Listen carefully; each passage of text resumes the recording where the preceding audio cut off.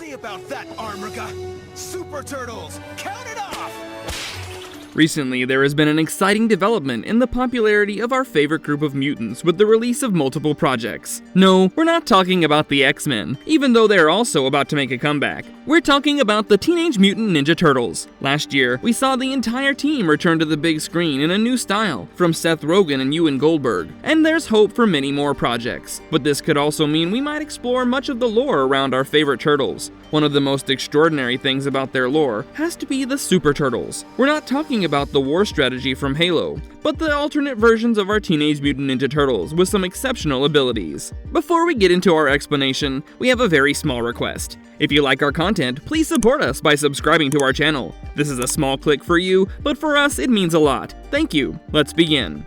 The backstory of the Super Turtles. Peter Laird and Kevin Eastman created the Teenage Mutant Ninja Turtles around 1983, and it was more of a parody of some of the popular Marvel tropes. The concept was a massive success, and the duo who were just joking around would create some of the most popular comic book characters of all time. It was so successful that major companies would invest in it for action figures based on the peculiar designs of the characters, and this would also spawn an animated series along with some fantastic live-action movies. But the creativity of the fantastic duo that started all this won't stop there, as they wanted to involve more turtles in the narrative somehow. Ideas like this led to the creation of Kirby, the fifth turtle, which remained an unused concept, but paved the way for more turtles to be brought in. Around 1993, Peter Laird played with the idea of some Teenage Mutant Ninja Turtles having super abilities called Super Turtles. It was never meant to be something that would feel like they had just a few more turtles to play around with, and hence these characters were given an interesting background. The point is, they were very different from the Teenage Mutant Ninja Turtles. While this concept was left around and not used until 2003,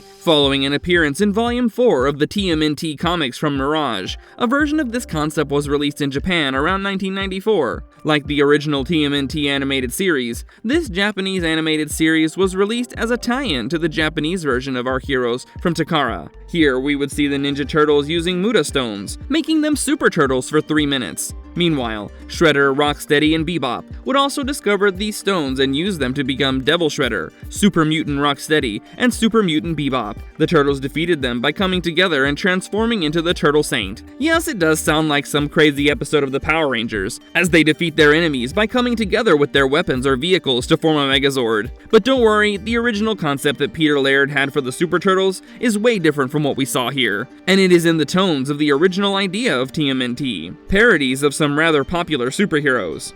Appearance in the comic book. The Super Turtles first appeared in Volume 4, Issue 7 of the Teenage Mutant Ninja Turtles comic book, released in December 2002. But this was just a tiny mention, as one of Professor Honeycutt's students, Glurin, was testing his theory regarding alternate dimensions. He glances over to find an alternate dimension, where the alternate counterparts of the Ninja Turtles are battling with their enemy, Dr. Shreddarius, and his army of Terrakinetics. Under the leadership of Graviturtle, the team manages to defeat their enemies. Still, suddenly, Graviturtle starts sensing as if someone is observing them, and we go back to the original dimension of the Ninja Turtles. This appearance hardly conveyed anything regarding the Super Turtles, even though it showed us many of these characters from this dimension. Later, they would appear in an animated series episode, but we'll discuss that later. We would only get a proper backstory for these characters in an issue of Tales of the TMT from Mirage Publishing. In issue 47 from 2008, we see a different version of New York, where cosmic enemies had surrounded the planet Earth, and this led the leaders of the world to unite and create a single planetary government led by Chairman Lux. Under his leadership, plans were made to protect the planet from these outside threats. Dr. Shreddarius was given this task, and he flawlessly fused technology and animal biology to create a massive army called Terrakinetics. But this wasn't the only project the Doctor was doing, as he managed to mutate some turtles and give them powers. One fine day, due to an explosion that injured him, some of his chemicals leaked and a rat was mutated. Over time, these turtles grew up to be the Super Turtles, with each one having unique powers, and the rat became Sliver, who trained them since he had superior mental capacity, due to him having some of the blood of Dr. Shreddarius in him during his mutation. Over time, the Super Turtles would fight some of the Terrakinetics, who would go rogue, and even though it would turn out to be difficult, the team managed to defeat them. Sliver started growing more ruthless in his training for the turtles, and it would begin to affect them at times. Soon their existence will be revealed to the world, and they'll start working for the government with a base called the Shell of Justice. But soon, they'll realize they were mere puppets of Chairman Lux and Sliver, as there was no cosmic threat, and it was all a scheme to get power. When two of Shredarius' aides reveal this to them, Sliver turns against them, as he's very loyal to Shredarius. The team of Super Turtles decided to go against their creators, to prevent this giant ruse against humanity. Meanwhile, Luck was becoming increasingly ruthless, as he was tasking the Terra Kinetics to attack places where riots were occurring against him. The Super Turtles break into Luck's office and attack him, Shredarius and their master, Sliver. But Shredarius manages to escape. After overthrowing Chairman Luck's rule, the Super Turtles bring peace back to the world, and state that they will continue to fight against such elements who try to control people, since they are absolute monsters. Meanwhile, Shredarius, much like our Shredder, is seen watching this address on a TV and scheming his next attack on the Turtles. This story was a prequel to the events of the 2002 appearance of the Super Turtles. You heard me! Super Turtles! And I get Now let's jump into that one time that one of the Ninja Turtles managed to witness these alternate dimension Super Turtles. The Super Turtles first appeared in the 2003 animated series, but no specific explanation was given regarding their powers. However, it was indicated that superheroes were quite common in the alternate dimension where they came from. A lot was different in their reality, since Sliver was their master until a complete turn of events led him to turn evil and become the primary antagonist these turtles tried to stop. But Sliver, on the other hand, wanted to get his sons back. April O'Neil also existed in this dimension, and she was the mayor of Megatropolis, an alternate version of New York City. While the Turtles worked as vigilantes in their original universe, these Super Turtles were officially working alongside April O'Neil and her right-hand man Casey. In the universe of the original TMNT, Ultimate Ninja and Draco become a single enemy, and their staff and Time Scepter are also combined. They use this combined weapon to send the Turtles to alternate realities. Michelangelo gets sent to the Super Turtles' base of operations, the Shell of Justice. Here, he ends up inside one of the simulated training battles the Super Turtles are going through against the Terra Kinetics. Instead of being shocked, Michelangelo is excited to witness these superior alternate versions of himself and his brothers. Interestingly, a concept similar to this is teased at the beginning of the episode, when we see him reading a comic book about superheroes. The Super Mutants are initially doubtful of him because he managed to infiltrate their base, so they decide to scan him. Michelangelo starts to glitch during the scan, thus leading to their discovery that he's from an alternate time period. Glitching in alternate time periods. That's not the first time we've heard of that, have we? Is Loki playing tricks in this universe too? According to the Super Turtles, the glitch indicates either an attempt to send him back to his original time period, or to remove his existence from this alternate time period. Michelangelo starts wondering who amongst the four Super Turtles must be his alternate version. Right then, he gets to witness many other alternate characters from his universe, as Mayor O'Neil arrives in a helicopter with Casey Jones to tell them of a threat from Sliver that they must stop. After noticing his excitement, the group decides to take Michelangelo on this mission. When they arrive to attack Sliver, Michelangelo discovers that this is none other than the alternate version of Master Splinter. Funnily enough, everything in this universe has a super or an ultimate attached to it, which somehow makes all the difference. Michelangelo came here at the wrong time, since Sliver plans to destroy all life while holding the Super Mutants captive. Sliver's advantage here is that he knows everything about the Super Mutants to stop them, but that only paves the way for an advantage on Michelangelo's part. He utilizes it as Blobboid takes his form and convinces Sliver that he's actually against humanity in his original universe, and teams up with Sliver. Sliver gets easily fooled by the concept and sets him free. And right then, Blobboid manages to take the remote that holds the weapon to destroy humanity. After freeing everyone, the Super Turtles attack Sliver, who still manages to fight back and use some of their strength against them. Finally, Michelangelo is the only one standing left to fight, and manages to trap Sliver inside his own Eutrodium cage. Before glitching back to his universe,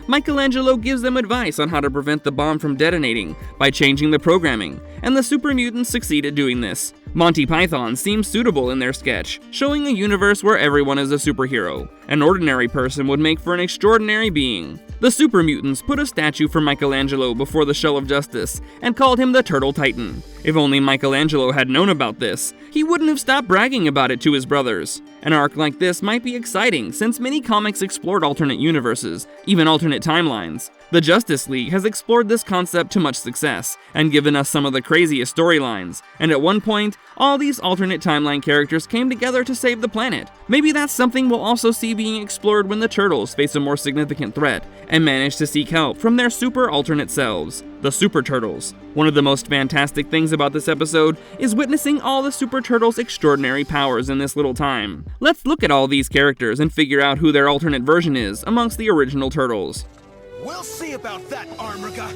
Super Turtles, count it off! The Super Turtle team members. Graviturtle. Graviturtle, as the name suggests, can fly and has a costume similar to most of the heroes we know of. He wears a red G on his chest and a purple cape while carrying a special whip that helps him control his flight. This one keeps his brothers in check, making him an alternate version of Leonardo. Not only that, but he also acts like the leader of this group, which we've seen Leonardo do a lot. It's interesting to notice that he has something of a Batman-like attire, which makes us wonder if he even has some of the characteristics of Batman. In TMNT Volume 4, Issue 7, when the team was fighting against Dr. Shredarius and his team of the Terra Kinetics, Graviturtle was the first to notice that someone was observing them from somewhere. He makes an important statement when he gets the feeling of being watched. This feels different, as if whoever is looking at us is at once nearby and also unimaginably far away. Later, we find that it is none other than Professor Honeycutt's student, Glurin, who was working on his translocation matrix theory that indicated that we can communicate across dimensions.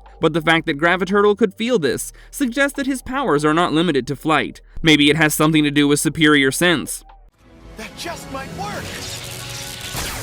Shellectro. Shellectro, as the name suggests, is the alternate Super Turtle with the power to control electricity. He also has some flight capabilities by projecting electricity towards the ground. Fans of popular superheroes might be able to guess his attire, as it is very similar to the likes of Static or Black Lightning from DC. Shellectro has a lot of knowledge of technology, and he's the one who handles the technological aspects of the team. He wears suspenders shaped like lightning bolts and has an orange sash. Fans of Marvel might also feel like he's very similar to Spider-Man's arch-nemesis, Electro, except for the side they fight for. The geeky aspect of the character right away indicates that he's an alternate version of Donatello. Michelangelo even mentions that Donatello would love to see his computer, which projects holographic images to show some data regarding villains. Shellectro was the one who was most shocked, pun intended, to hear Michelangelo's story, but upon scanning him and finding out about the glitching factor, he realizes that there's a lot of residual chronal energy in his cells, causing the glitch. Later, Shellectro takes Michelangelo's advice and programs the penultimate nullificator to destroy only the tower and everything inside. Watch the master at work!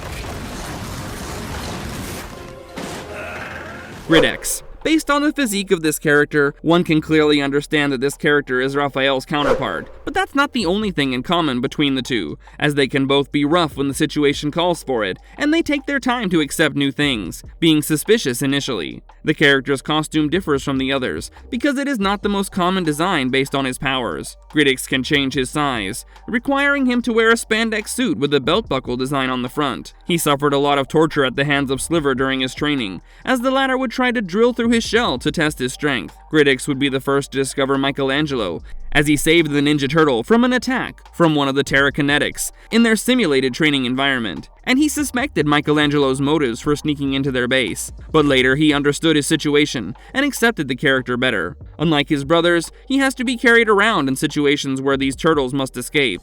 No turtle would ever help you!